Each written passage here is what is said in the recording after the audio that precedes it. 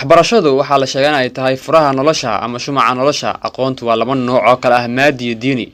Waxbarashadu waxay qofka tusisaa waxa saxan iyo waxa qaldan. Waxaa jira faa'iidooyin ay u leedahay waxbarashada ummad ama dal. Faa'iidooyinkaas waxaa ka mid ah in markii ummadi wax barato dhammaantood faqriga ummadaasi ka jiri kara inuu yaraado, sidoo kale wax soo saarka ummad oo kordha iyo waxyaabo kale oo aan la soo koobi karin.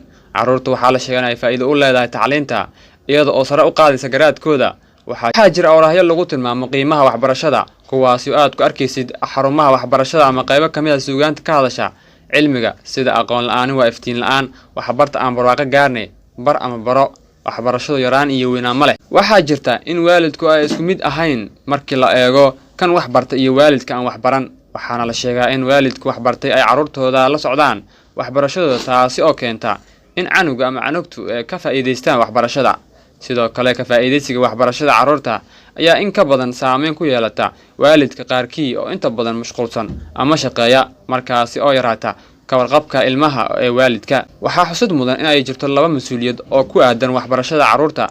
tan koowaad oo ah midda waalidka ayaa ku waajiba in carruurtooda ay waxbarashadooda la socdaan xilliga xaafadda ay joogaan oo dugsiga laga soo fasaxo, iyo sidoo kale inay kormeeraan carruurtoodu maalmaha khamiista iyo jimcaha, inay akhriyaan casharaaddii loo soo dhigay maalmihii dugsiga ay dhiganayeen. tan labaad oo ah in macalinka uu xoogga saaro in carruurta casharka si hufan u fahansiiyo markii fasalka ay joogaan. waxaa jira farqi u dhexeeya waalidka wax bartay iyo kan aan wax baran.